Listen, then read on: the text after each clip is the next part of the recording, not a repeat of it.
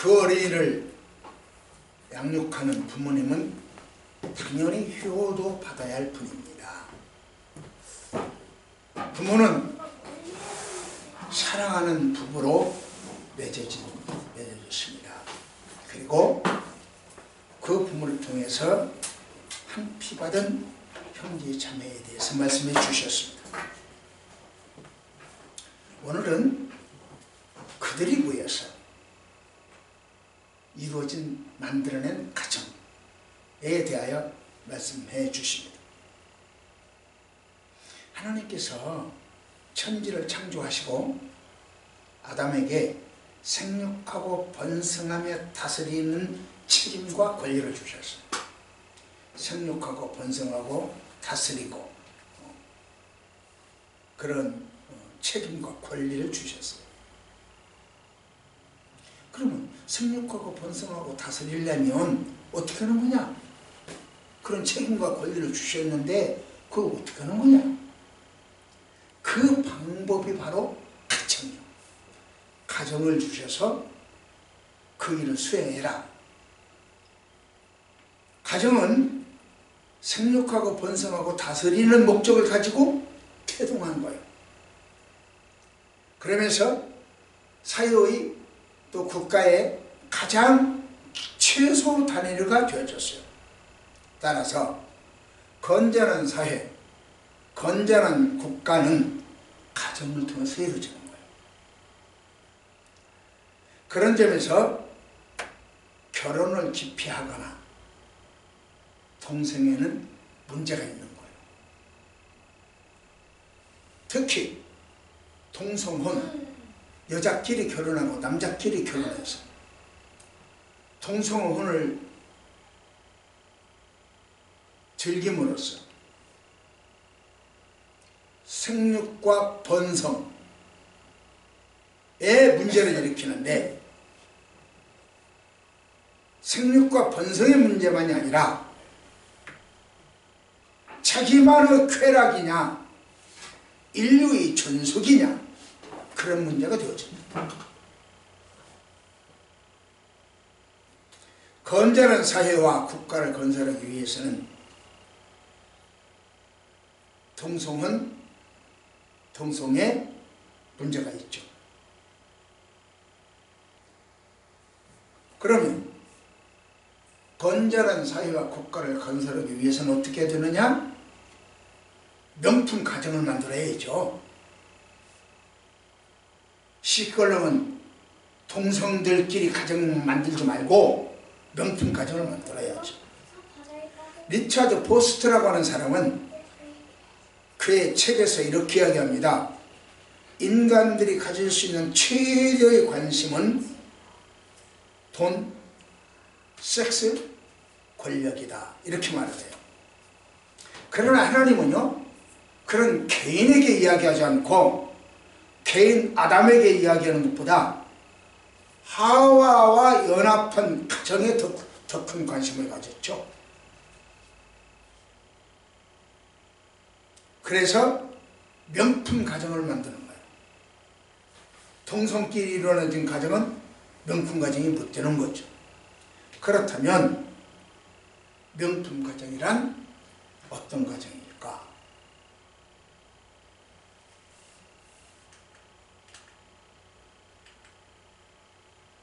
자, 동영상 보고 있습니다.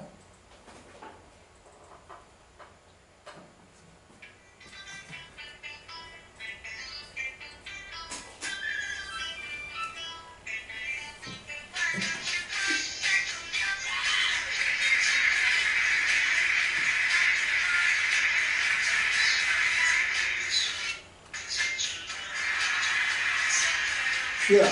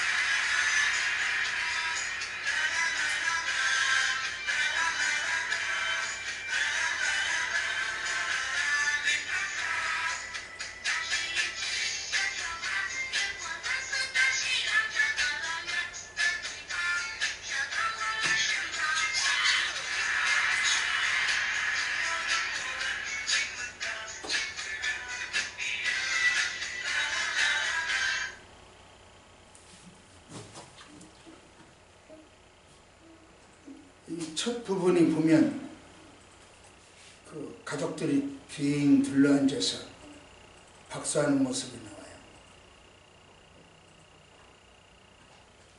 이 강아지 가족들이 상호 협조하지 않으면 만들어내지 못하는 작품들이죠. 이게 바로 명품 가정이라는 거죠. 강아지처럼 상호 협조하고 존중하고 자기 책임을 다하는 가정, 명품 가정이죠. 그 중에서 오늘 이야기하고 온 것은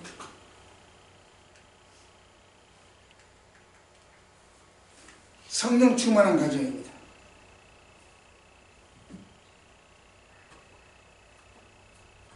가정의 구성원은 부모와 자녀로 되어 있습니다. 부모와 자녀 사이는 별개가 아니고 서로 보완적이고 서로 의존적이요. 다시 말하면 부모는 자녀에게 방향과 길잡이가 되죠. 그러나 자녀의 역할은 부모의 희망이고 소망이고, 그렇기 때문에 부모는 부모대로의 자녀에게 하는 역할이 있고 자녀는 자녀에게 자녀대로 부모에게 하는 역할이 있다는 이야기입니다. 그래서 가족 구성원들은 서로 사랑하고 돕는, 보완하는 그런 역할을 해야 한다는 것이죠. 그러나 가정을 구성하는 요새는 그렇게 가시적인 것만 있는 것은 아니죠. 눈에 보이지 않는 불가시적인 요인도 있습니다. 한번 볼까요? 시작.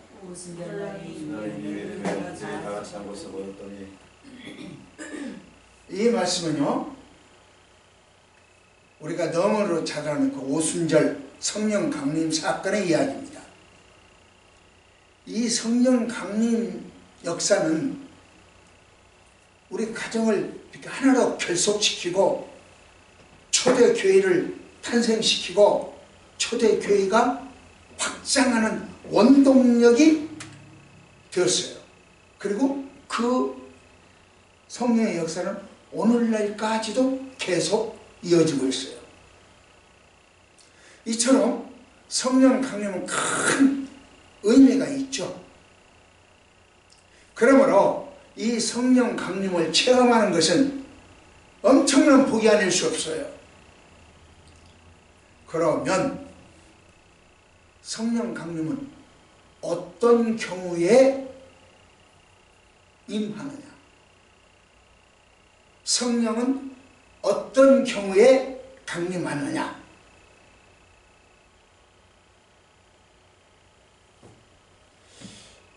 오늘 오순절이라고 하는 것은요,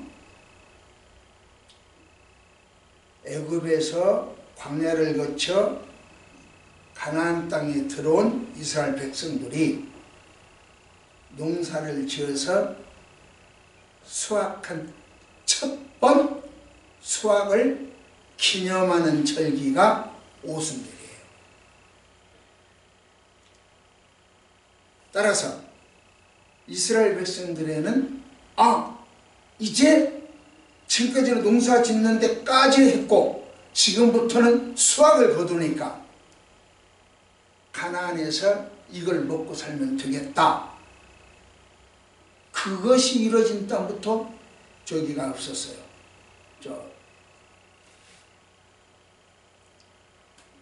만나가 중단됐어요. 그래서 지금까지 만나가 없어요. 너희들이 농사 지어서 그 땅에 수확을 소득을 먹게 되어지니까. 그것을 기념하는 절기가 오순절이에요. 신혼 초야가 많은 변화를 가져오는 것처럼 오순절 성령 강림도 많은 것을 달라지게 하는 새로운 삶의 시작이었죠. 예수님이 승천하실 때 얘들아 예루살렘을 떠나지 말고 성령을 기다려라 그랬죠. 그러자 제자들은 어떻게 했습니까? 예수님 언제요? 그때가 언제예요? 성령이 언제 와요?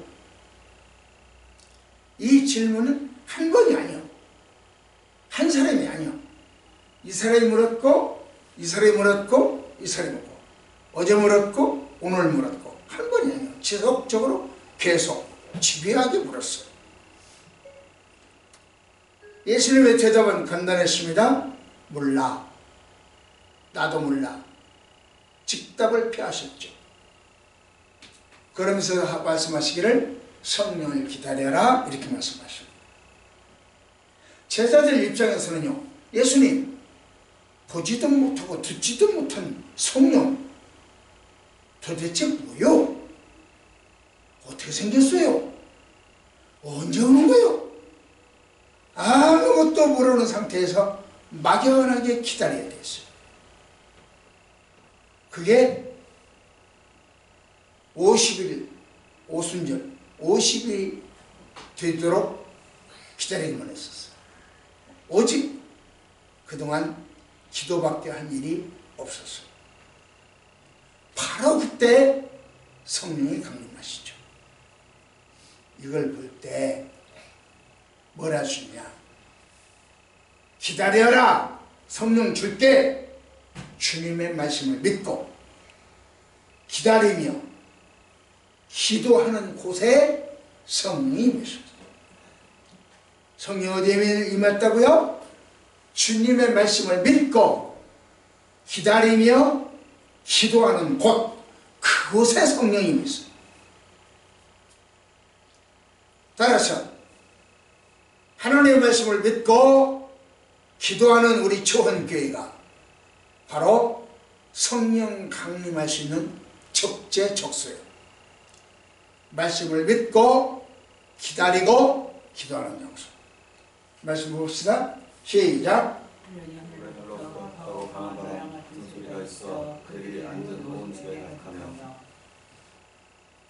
예.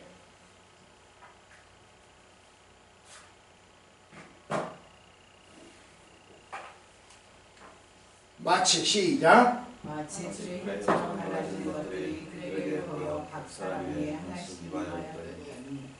자, 이 말씀을요 오해하지 마십시오. 예를 들면 지금 여기서 120명이 지금 기도를 하고 있는데 성령이 임해서 그냥 똑같이 나눠졌다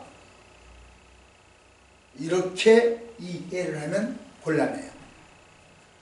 성령은 그렇게 임하는 게 아니고 여기에 120명이 모였다 하더라도 성령 받을 사람이 있고 못 받을 사람이 있다는 거죠.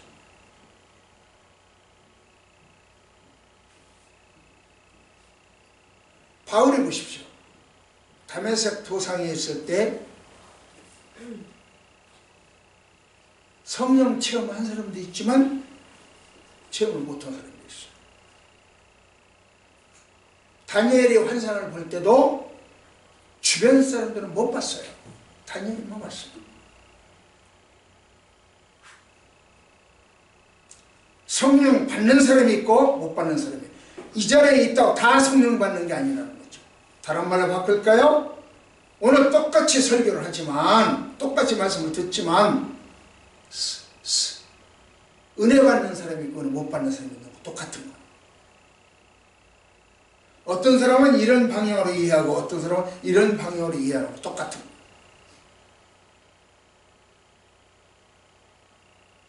성령도 받을 사람이 있고 못 받을 사람이 있다. 하나님의 말씀을 믿고 기다리고 기도하는 사람만이 받는 거예요. 우리가 한 집에 살더라도 남편은 받고 부인은 못 받는 수, 딸은 받고 아들은 못 받는 경우, 이런 것이죠.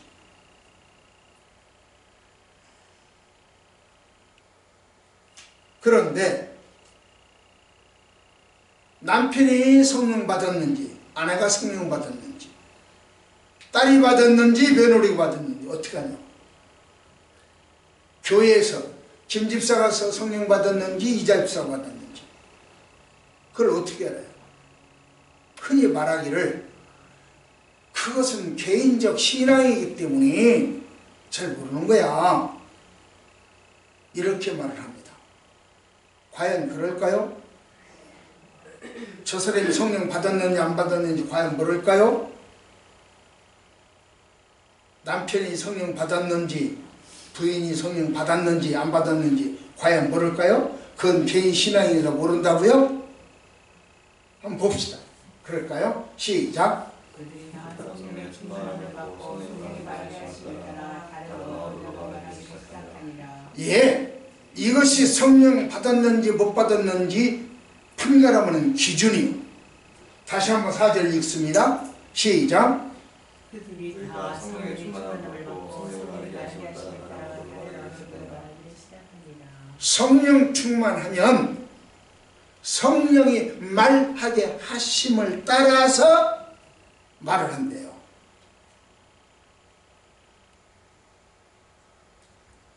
오늘 본문에서 이야기하는 것은 방언을 이야기합니다. 아하, 그러면 방언 못하면 성령 못 받았네? 어떤 교회에서는 그렇게 말을 해요. 그건 엉터리야. 성경을 잘 모르는 분이야. 그게 아니고 방언을 못한다고 해서 성령 못 받은 건 그런 뜻이 아니에요. 그러면 오늘 이야기는 무슨 얘기냐? 4절 다시 한번 읽어봐요. 4절 시작. 그들이 다 성령의 충만함을 받고 성령이 말하기 하시니 따라 다른 언어로 말하기 시작하니라. 이게 방언인데 이 방언을 못하면 그러면 성령 못 받은 거고 방언을 하면 성령 받은 거 아니냐? 이렇게 이야기하는데 그게 아니고 날랄랄랄라 하는 것이 아니고 우리 몸은요 죄로 오염, 그 타락 아담이 이래 죄로 오염돼서 전적으로 썩어 부패했습니다.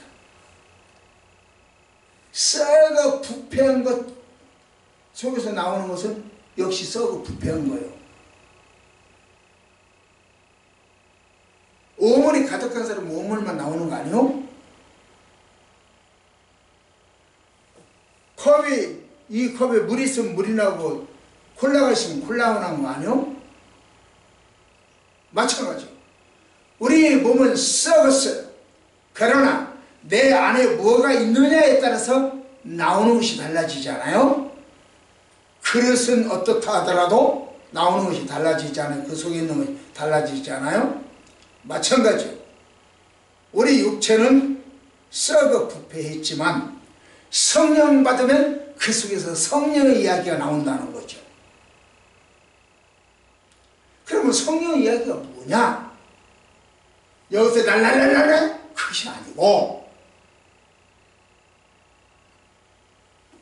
저주와 분냄과 수군거림 이것은 성령이 아니죠.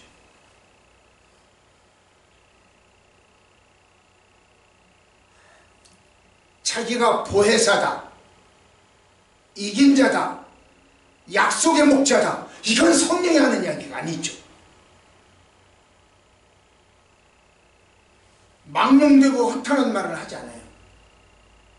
따라서 성령 충만한 사람은, 내 안에 성령이 가득한 사람은 다른 사람을 저주하지 않습니다. 다른 사람을 수군대지 않습니다. 분내지 않아요. 상대방을 이해하려고 최선의 노력을 다하는 거예요. 꽁하고 말도 안 그래요.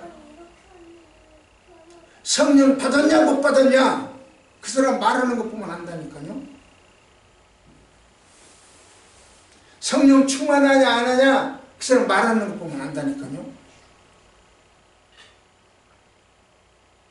다른 사람을 축복하고 하나님께 영광되고 교회에 덕을 세우는 말을 하는 것이 성령 충만이에요.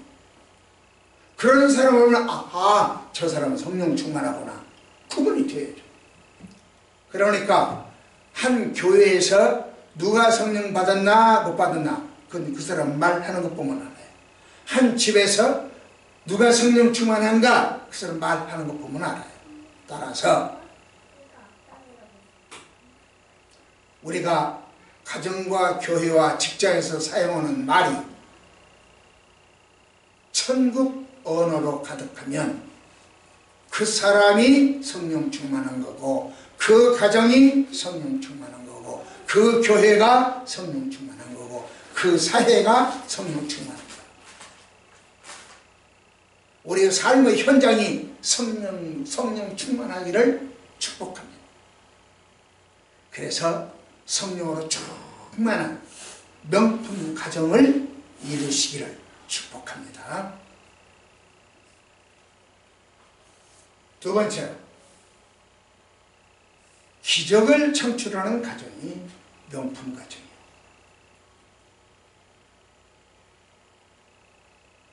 기적을 창출하는 가정. 우리 가정에서 기적이 나오냐 안 나오냐, 우리 교회에서 기적이 있냐 없냐, 이 사회에 기적이 있냐 없냐를 보면 성령 충만한지 아닌지 알 수 있어요. 예, 이건 그 민속 설화인데요. 옛날에 두 형제가 살았대요. 근데 형이 당시 명의로 손꼽히는 편작이었어요. 그런데 자기 모친이 병이 들어가지고 눈까지 안 보여버려요. 그런데도 이 명의 편작이 못 고쳐. 그러니까 효심이 가득한 동생이 어머니를 업고 곳곳마다 다니면서 의사와 약방을 찾아다녀요. 병을 고치겠다고. 어느 날 깊은 산을 넘어가고 있는데 어머니가 이야기합니다. 얘야, 목마르다, 물 좀 다오. 그러니까 이 효자는 어머니를 잠깐 길가에 앉혀놓고 산을 헤매면서 옹달샘이라도 찾아보려고, 물을 찾으려고 헤매요. 그러다가 사람 두개골이 썩어 있는데 그 속에 지렁이 2마리가 빠져 죽었어요. 그리고 물이 있어요. 물이 고여 있어요. 아무런 물이 없기 때문에 앞이 안 보이고 병든 어머니한테 그 물이라도 갖다 마시게 했어요. 그리고 다시 업고 갑니다. 그런데 엄마가 이야기해요. 얘야, 나 병 다 나았다. 이제 집으로 가자. 그렇게 해요. 아, 그래요? 그럼 이제 집으로 가는 중. 조금 가다가 얘야, 나 눈이 떠졌다. 다 보인다. 환히 보인다. 다 걸어갈란다. 그럼 걸어가요. 집에 와서 형한테 그의 자초지종을 이야기합니다. 그때 형이 무릎을 탁 치면서 아하! 그거야말로 그 물이 바로 천년된 두골에 지렁이 2마리가 빠져져 있는 쌍용수다. 이렇게 이야기했어요. 천년 두골 쌍용수는 어떤 병이 걸렸어도 낫게 한다는 것을 이 의사는 알고 있었어요. 그럼에도 불구하고 그 물을 구하려고 하는 정성은 없었다. 이런 이야기입니다. 아는 것을 실천해야 기적이 나와요. 아는 것을 아는 것으로만 끝이면 기적이 안 나와요. 예배는 드릴수록 좋다. 아침에도 드리고 점심에도 드리고 저녁에도 드리고 새벽에도 드리고 예배는 드릴수록 좋다. 가정에서 드리고 교회에서도 드리고 예배는 드릴수록 좋다. 알아. 그런데 안 해. 그러니까 기적이 없어. 아는 것은 실천을 해야 기적이 나와요. 그 아는 것을 실천하는 가정이 바로 명품 가정이다. 그 이야기입니다. 아는 것을 실천하는 사람들로 이루어진 가정, 그 가정이 바로 명품 가정. 여기에서도 예배, 저희 가서도 예배, 아침에도 예배, 저녁에도 예배.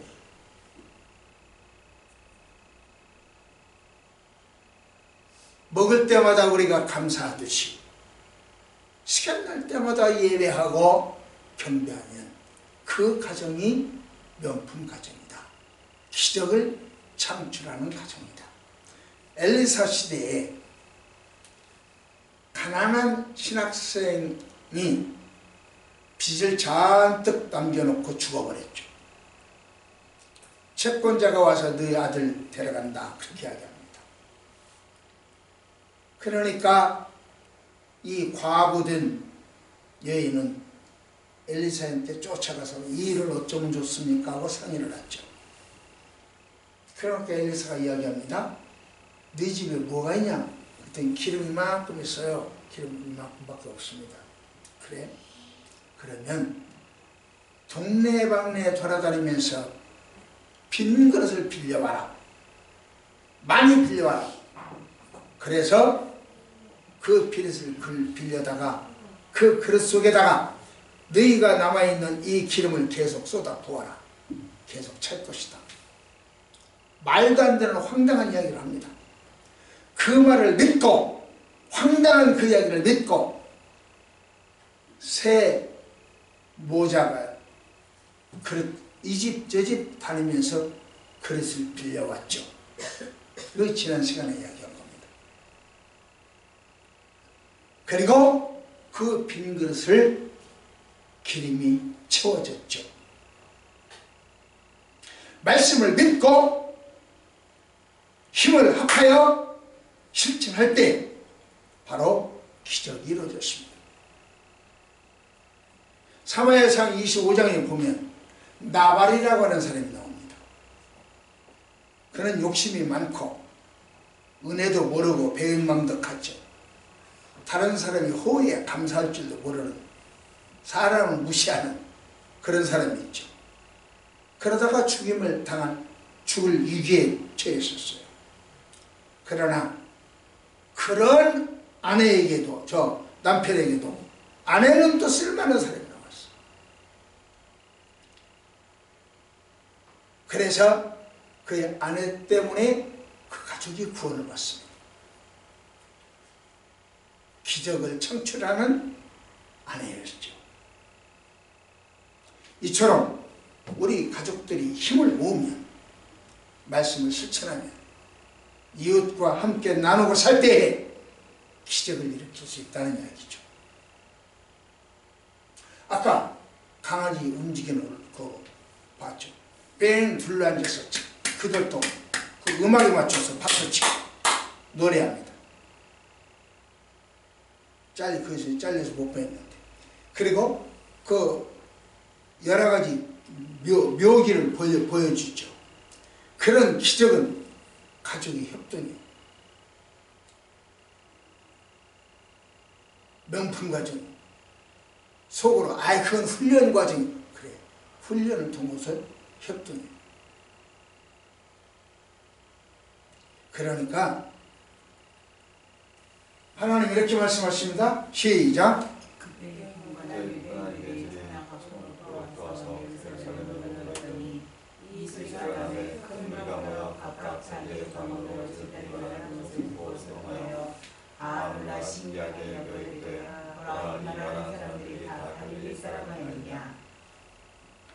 이때 유대인들이 예루살렘 모인 사람들은요, 세계 각국에 흩어졌던 유대인들, 그리고 예수를 믿게 된 이방인들이 오순절을 지키기 위해서 다 예루살렘에 모였어요. 그런데 그들이 모여서 듣고 보니 제자들이 방언소리를 듣게 되었어요. 우연히 제자들이 방언을 들었죠. 그 제자들이 하는 말을 듣고 저 사람들은 갈릴리 사람이구만. 한마디로 알아. 우리가 경상도 사람들은 그 말소리만 들어보면 한마디로 알잖아요. 그 특유한 억양 때문에. 그런데 이 사람들이 와서 아주 놀라운 건 뭘 놀랐냐면은 갈릴리 촌뜨기들이 언제 외국어를 배워가지고 저렇게 유창하게 잘하느냐. 아주 놀래버렸어요. 제자들은 영어 하나만 하는 것도 아니고 일어 하나만 하는 것도 아니고 중국어 하나만 하는 것도 아니라 여기 보실까요? 시작.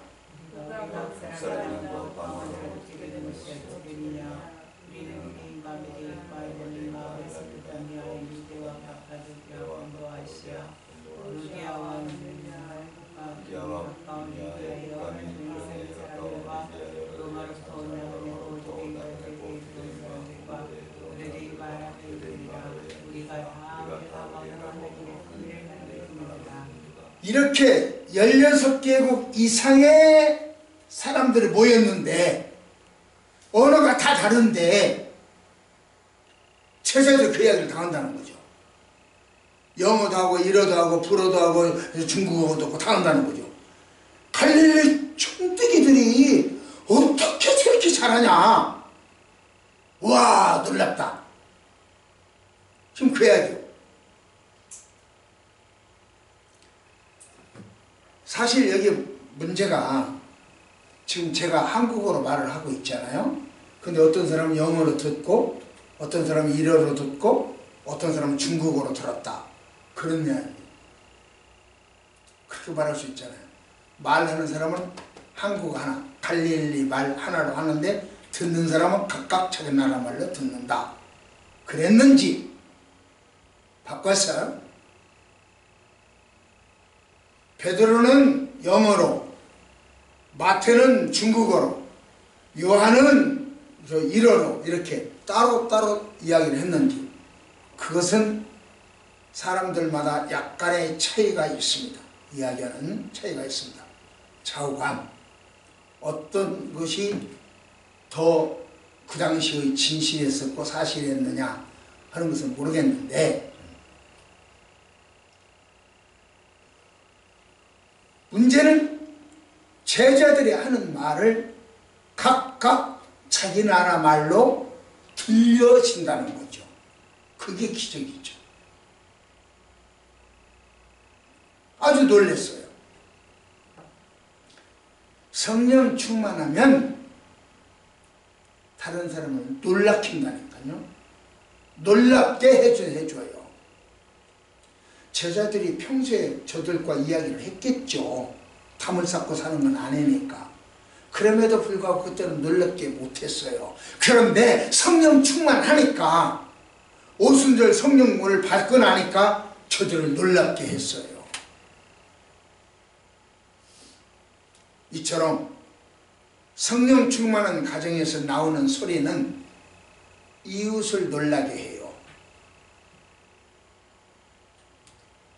성령 충만한 가정에서는 나오는 소리는 앞집을 놀라게 하고 옆집을 놀라게 하고 윗집을 놀라게 하고 아랫집을 놀라게 해요. 그래서 띵동 하고 찾아가야 돼요. 성령 충만하면 가야 돼요.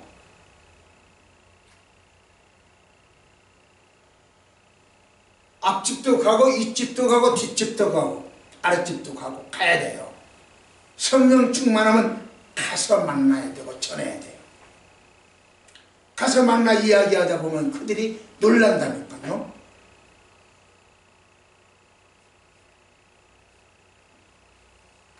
자신이 없어 못 가. 성령 충만하도 못하는. 그러면 성령 충만하려고 노력을 해야죠. 말씀을 믿고 기다리고 기도해야죠. 그래서 앞집 사람을 놀라게 하고 옆집 사람을 놀라게 해야죠.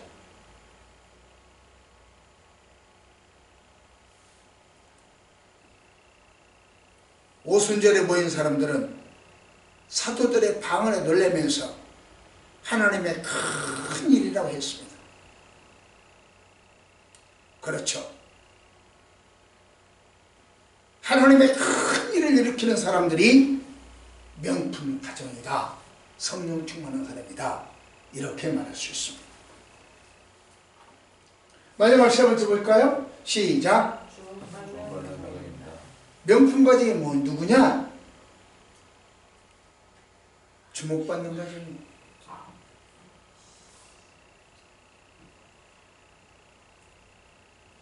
우리나라 기독교 계열의 이단이 사이비가 몇 명이나 될까? 약 70만에서 100만 정도 된다고 봅니다.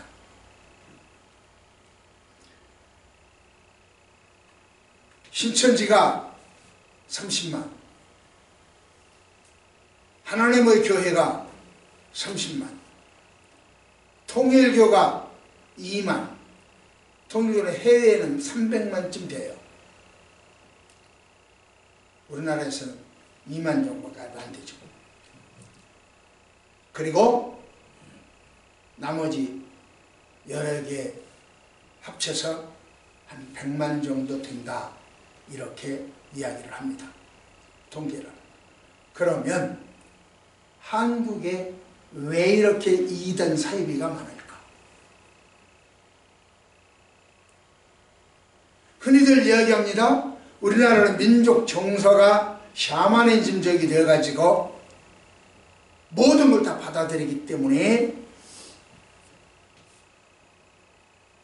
이단이 많다. 그럴 수도 있죠. 또 하나는 언어적 특징이요. 영어는 주어와 동사가 분명하죠.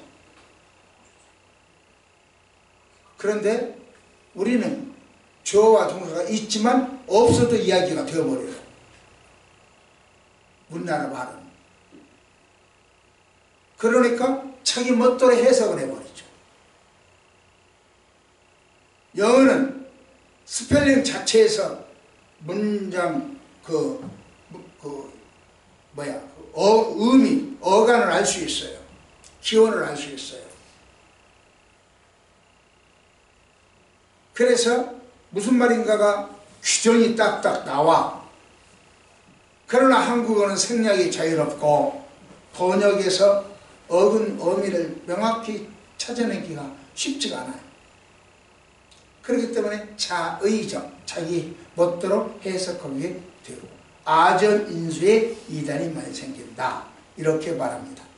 그러나 이단 출현이 그런 외부적 조건만 말하면 안 돼요. 우리 기독교 내부에도 많아요. 개신교의 담임 목사가 절대 권력자가 되어서 왕국을 이루기도 하고, 그런 모습은 이단 교주와 별반 다르지도 않고 거기에 반이성적인 문자주의 해석이 나오기도 하고 연역적 성경 공부도 있기도 하고 비공공성도 있기도 하고, 그런 일에 익숙하게 길들여진 성도들은 이단이 하는 일도 그게 그거다. 정통이나 이단이나 그게 그거다. 이렇게 생각합니다. 문화가 다를 뿐이지 다 같다. 그 교리만 다를 뿐이다. 뭐 이런 식이요. 그러다 보니까 결국 이단이나 정통이나 그게 그거네. 이렇게 받아들이기가 쉽다는 거죠. 이런저런 이유로 진리를 도전한 비진리가 많다는 이야기입니다. 구원자 예수님께 대적하는 적 그리스도가 있다는 이야기예요. 오순절 성령 충만도 그래요. 도전하는 악령의 세력도 많아요. 한번 말씀 봅시다. 시작.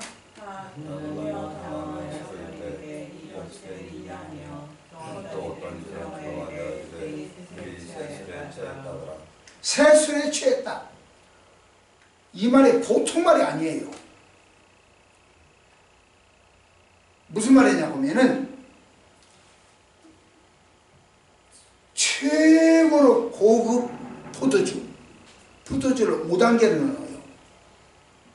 그 중에서 최고급으로 만들어진 술, 포도주 5단계로 나누는데 그 중에 최고급으로 만들어진 포도주로 만든 술, 내 취했다, 그렇게 이야기를 해요. 다른 말로 바꾸면 무슨 뜻이냐고 하면은 최고급 술로 취했기 때문에 그들이 술주정도 최고급으로 술주정한다, 고상하게 술주정한다, 그런 내용이에요. 베스도가 바울한테 그렇게 이야기합니다. 바울아, 너 학문에 깊게 너 공부 많이 했더니 너 미쳐버렸구나. 학문적으로 미쳤다는 거야. 아주 고상하게 미쳤다는 거야. 새술에 취했다는 말이 바로 그런 이야기예요.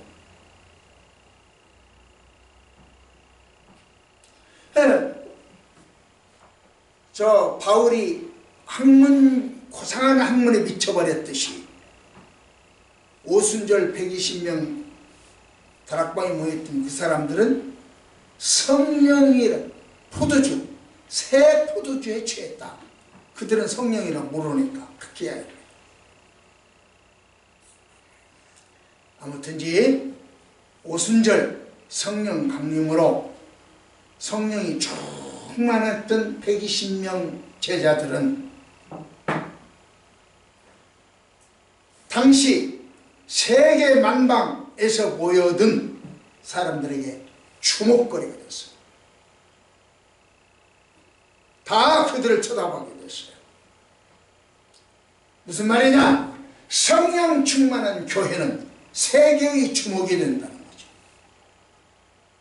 다른 사람들의 주목거리가 된다는 거죠.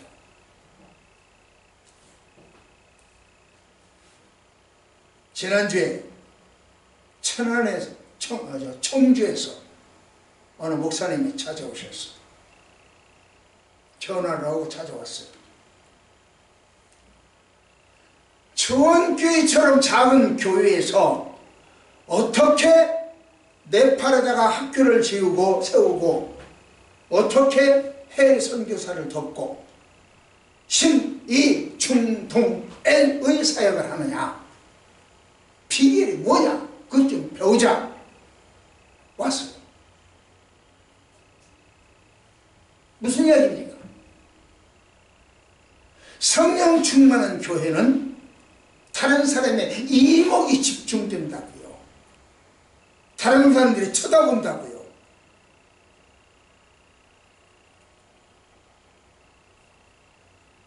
이처럼 우리 가족 구성원들 모두가 성령 충만하면 온 동네의 주목거리가 돼요. 아버지가 성령 충만하면 아버지 연대에서 주목받는 가정이 될 것이고, 어머니가 성령 충만하면 어머니 연대에서 주목거리가 되고, 딸이 성령 충만하면 딸 연대에서 앞집, 옆집, 뒷집 사람의 주목거리가 된다는 이야기입니다. 아들이 성령 충만하면 그 친구들이 주목을 받게 됩니다. 성령 충만하면 주목받는 명품 가정이 된다는 이야기입니다.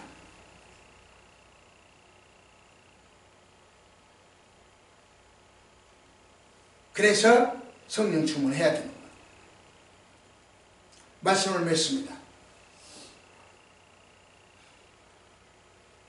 제가 등산을 갈 때, 산행을 할 때 물통을 하나 들고 왔어요. 그래서 점심을 같이 먹게 되는데 그 팀에서 아유, 사모님이 사오셨으면요 명품일 거예요. 좋은 거 사셨을 거예요. 한번 꺼내보세요. 물통을 보세요.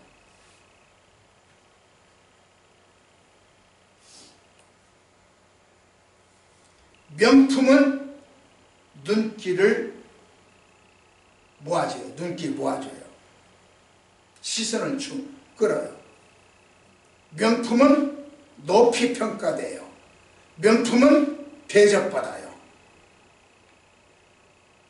대접받기 위해서 명품 가정을 이루자고 하는 이야기는 아니지만 명품 가정을 이루는 것은 좋은 일이죠. 명품 가정이란 어떤 것이 명품 가정이냐? 성령 충만하면 명품 가정입니다. 기적을 창출하면 명품 가정입니다. 주목받는 가정은 명품 가정입니다. 여러분, 우리 가정이 명품 가정이 되어지기를 축복합니다. 여러분의 가정은 명품 가정입니까? 기도하십시오.